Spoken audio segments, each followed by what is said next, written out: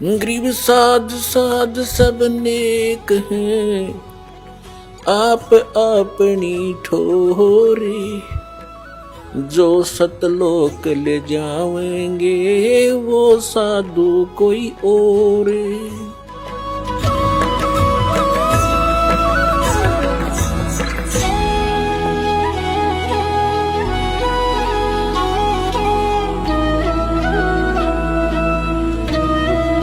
यहाँ परमात्मा कहते हैं कि मैं रोत हूं सृष्टि को और सृष्टि रोए मोहे। गरीबदास इस वियोग को समझ नहीं सकता कोई। परमात्मा अपनी लीला करता है, अच्छी आत्माओं को मिलता है, उनको ज्ञान देता है। उन्हीं में से, उन अच्छी आत्माओं में से आदरणीय गरीबदास साहिब गांव छुड़ानी, जिला दद्दर, हरियाणा वाले हैं।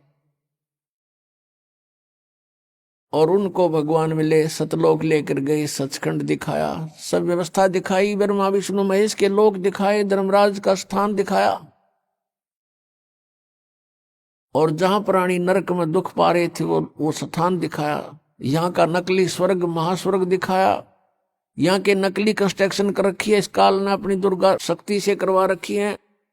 नकली सतलोक, अलखलोक, अगमलोक, नामी लोक नकली ब्रह्मलोक में बना रखे हैं, वो भी दिखाए। और जहां बैठकर 1,00,000 मानव शरीरधारी प्राणियों को ये आहार करता है, वो भी दिखाया। फिर अपना सचखंड दिखाया, सतलोक दिखाया। और वहां परमात्मा को देखकर, सारी व्यवस्था को समझकर संत गरीबदास साहिब जी बड़े खुश हुए। फिर परमेश्वर ने उनको वापस भेज दिया शरीर में।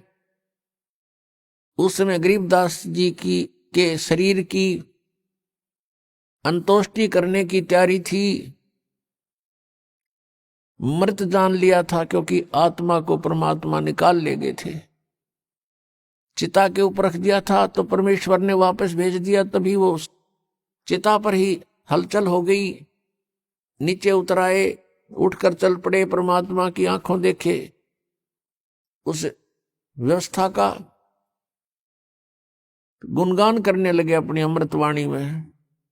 परमेश्वर कबीर जी ने गरीबदास साहिब जी के आत्मा में, अंतःकरण में ये ज्ञान भर दिया था जो उन्होंने बाद में बोला। तो यहां बताया है कि मैं रोवत हूं सृष्टि को। गरीबदास जी बता रहे हैं कबीर भगवान ऐसे बोला। और सृष्टि रोवे मोहे। गरीबदास इस वियोग को समझ नहीं सकता कोई। मैं तुम्हारे लिए भटक रहा हूं, कबीर परमेश्वर जी कहते हैं। और तुम मुझे ना पहचान कर इस काल के ही भगवानों से तुम चिपके हुए हो। और मुझे नहीं पहचान रहे, और तुम मुझे खोज रहे हो। तुम मुझे ढूंढ रहे हो, लेकिन मुझ तक ना पहुंचकर इन काल के ही, इन अवतारों तक तुम वहीं चिपके रहते हो, क्योंकि तुम्हें ज्ञान नहीं। अब मैं ज्ञान बताने आया हूं, अब तुम सुनते नहीं। तो परमात्मा ने क्या बताया है? मानुष जन्म दुर्लभ है, मिले न बारंबार।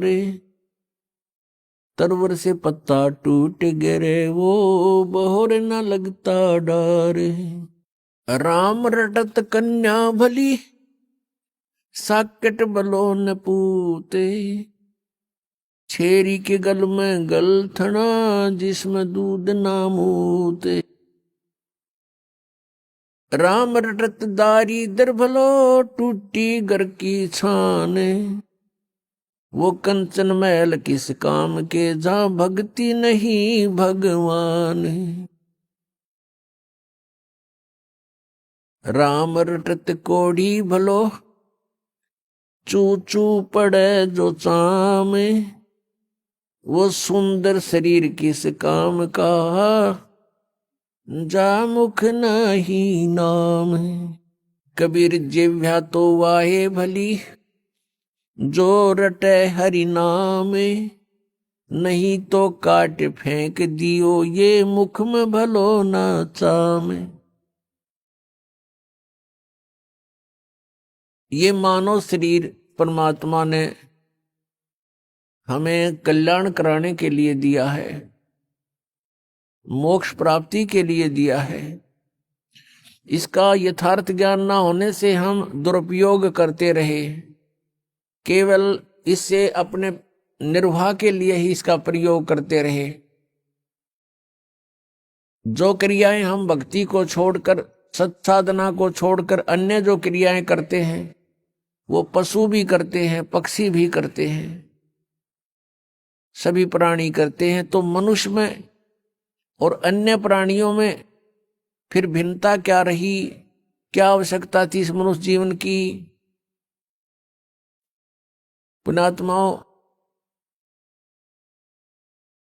ये मनुष्य जीवन केवल ये कोठी बंगले फैक्ट्री लगाने के लिए, बनाने के लिए नहीं मिला था। परमात्मा आए स्वयं पूर्ण ब्रह्म, और बनारस में, काशी में, भारतवर्ष की पावन पृथ्वी पर 120 वर्ष तक यहां रहे। एक झोंपड़ी में, एक हट के अंदर उन्होंने अपना गुजारा किया। सारे ब्रह्मांडों के दाता, सतलोक के मालिक, सचखंड के निवासी, सर्व सुख संपन्न देश है वो सतलोक, और उसको छोड़कर अपने बच्चों के लिए, आपके लिए, हमारे लिए वो परमात्मा यहां आए। और उन्होंने एक ट्रायल करी, एक रिहर्सल किया, एक उदाहरण दिया, उदाहरण पेश किया उन्होंने कि यहां पर तुमने ऐसे रहना चाहिए। इससे अधिक यदि तुम धन जोड़ने के लिए प्रयत्न करते हो तो ये तुम्हारी अज्ञानता है। घर तो 3.5 हाथ, गणात 4.25, कह कबीर अधिका गहे, ताको नहीं विचार। ये अब प्रत्येक प्राणी, मनुष्य शरीरधारी का प्रत्येक प्राणी का शरीर 3.5 हाथ का, उसके अपने 3.5 हाथ का होता है। तो परमात्मा कहते हैं यदि आपने एक कोठी बना ली, ऊपर नीचे 3 मंजिल बना दी, और 4-5 कमरे एक मंजिल में हैं, 15-20 कमरे आपके पास हैं, कक्ष हैं, तो उसमें कहाँ सोते हो आप? एक कक्ष में एक 4 जो 3x6 की होती है,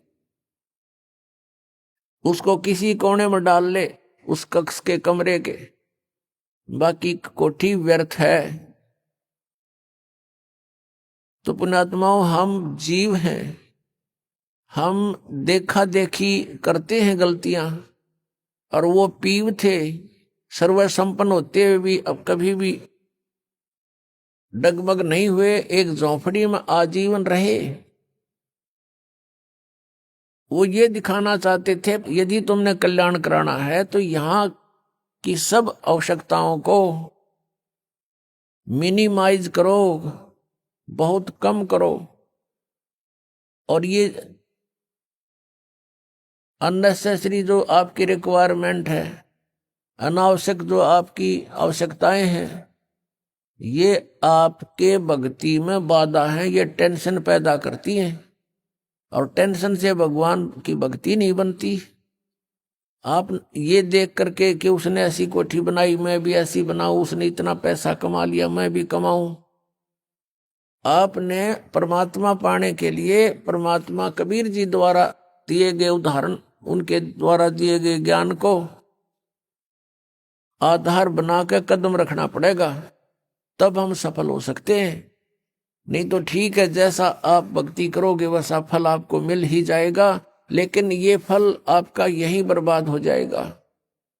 स्वर्ग में चले जाओगे इस काल के होटल में, वहां अपनी पूंजी व्यर्थ करके आपकी आंखें नहीं खुलने देगा, फिर ये इतना सुख दे देगा ऊपर स्वर्ग लोक में। जिस झूठे सुख को आप सुख मानते हो, ये सुख स्वर्ग में सबसे ज्यादा है। बकवादियां करना, सुंदर सुंदर औरतें, शराब पीना, सारी सुविधाएं, काजू किस्मत, सेब संतरे, बड़े सलोट मारनी है, वहां नरे मिलेंगे, लेकिन वो होटल है, रेस्टोरेंट है, और वहां आपकी पूंजी व्यर्थ होती है। जो यहां आपने धन कमाया था वो वहां व्रत करवा के फिर वहां से धक्के मार देंगे तुम्हारे और फिर नरक में ठोक देगा। कबीर परमात्मा ने हमें ये सारा जाल काल का समझाया है। तो हमारा उद्देश्य है, यदि आप जी बरवाला आश्रम में आते हो, ठीक है, पहले तो पुण्यात्मा दुख निवारण की ही इच्छा करते हैं, उसके साथ साथ फिर उनको ज्ञान भी प्राप्त हो जाता है।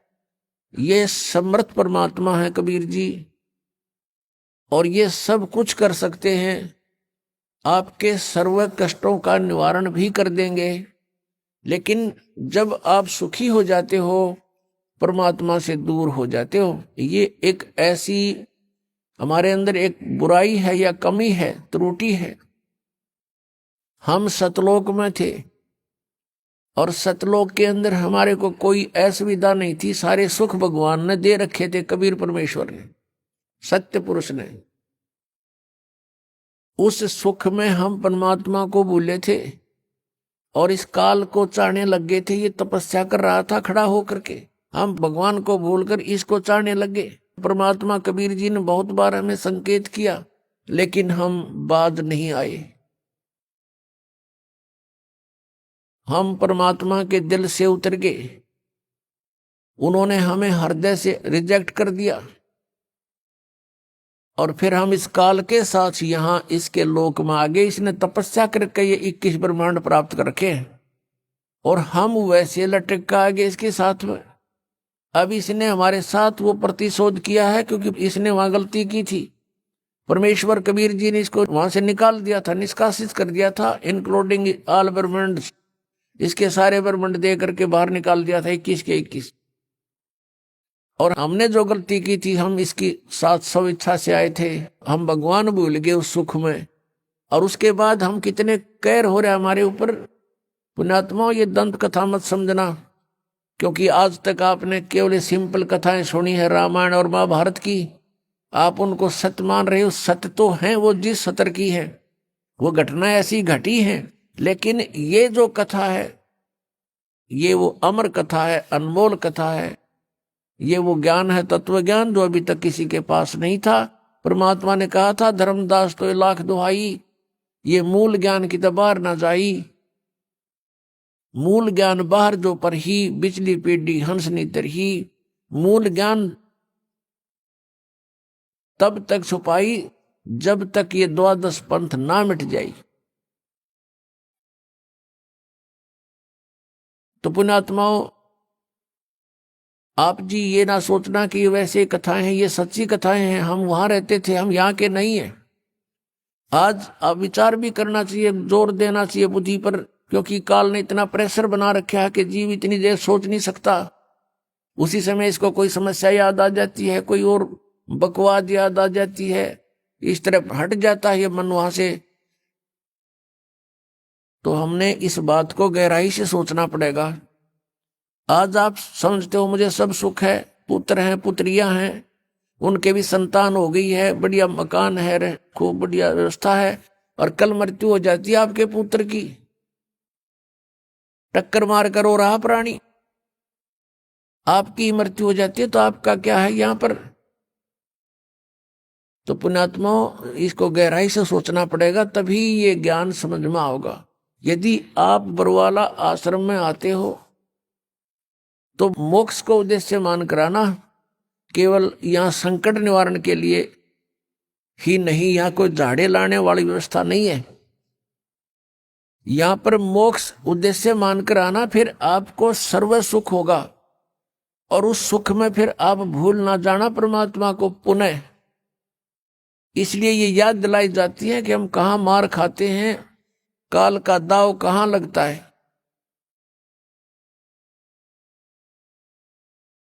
तो परमात्मा ने हमें याद दिलाया आकर के कि ये मानव शरीर जो आपको मिला है, इसका मूल उद्देश्य भक्ति करके परमात्मा पाना है। अन्यथा क्या बताते हैं, जीव्या तो वाए भली जो रटे हरि नाम, नहीं तो काट के फेंक दियो, ये मुख में भलो ना चाम। परमात्मा कहते हैं जीव, ये जीव या तो वह अच्छी, इसका सदुपयोग यही है कि इसे भगवान के गुण गावे, परमात्मा की नाम जपे। यदि भक्ति नहीं करता है प्राणी, तो कितनी उपमा दी है परमात्मा ने, फिर तो यह जीव की जरूरत नहीं, मुंह में चाम अच्छा नहीं होता, इसको काट के फेंक दे इससे अच्छा था। अब ये ना समझना कि मालिक कहते न काट के फेंक दो, नहीं, इसका गहराई से सोचो कि इसका सदुपयोग करो। उनका उद्देश्य कहने का ये है, अगर तुम भक्ति नहीं करते तो इस जुबान का कहां प्रयोग करते हो।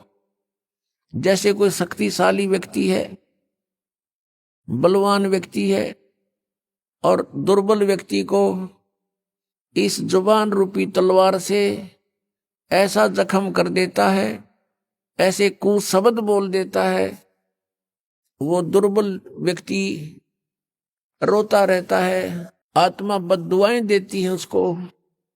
तो कहते हैं इतय पराई आत्मा और जीव बांध तलवार। परमेश्वर बताते हैं कि तुम सदुपयोग ना करके जुबान का, जीव का दुरुपयोग करते हो, दूसरों की आत्मा को चोट पहुंचाते हो,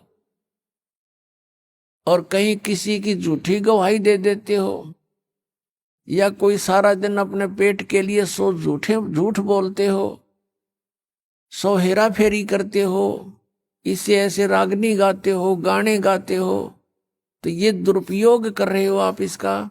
केवल टेस्ट करते हो, स्वाद नारे नारे लेते हो जिह्वा से, तो इसका केवल इतना ही उद्देश्य नहीं था।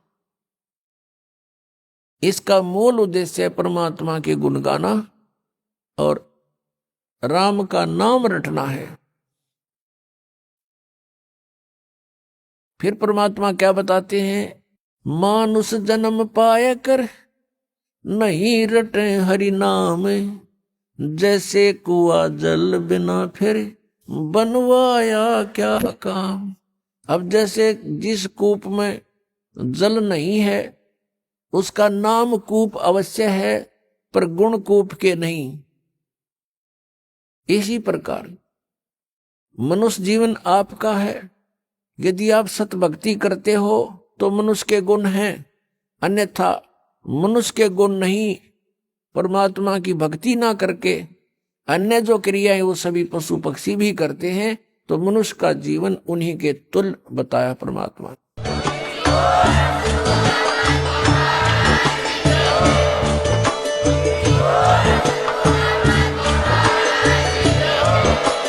आप सुन रहे थे जगत गुरु तत्वदर्शी संत रामपाल जी महाराज जी के मंगल प्रवचन। अधिक जानकारी के लिए विजिट कीजिए हमारी वेबसाइट www.jagatgururampalji.org। संत रामपाल जी महाराज जी के शुभ आशीर्वाद से पूरे विश्व भर में 500 से भी ज्यादा नाम दीक्षा केंद्र हैं, जिन पर संत रामपाल जी महाराज जी द्वारा ऑनलाइन निशुल्क नाम दीक्षा दी जा रही है। अपने नजदीकी नाम दीक्षा केंद्र का पता करने के लिए संपर्क करें 8222880541।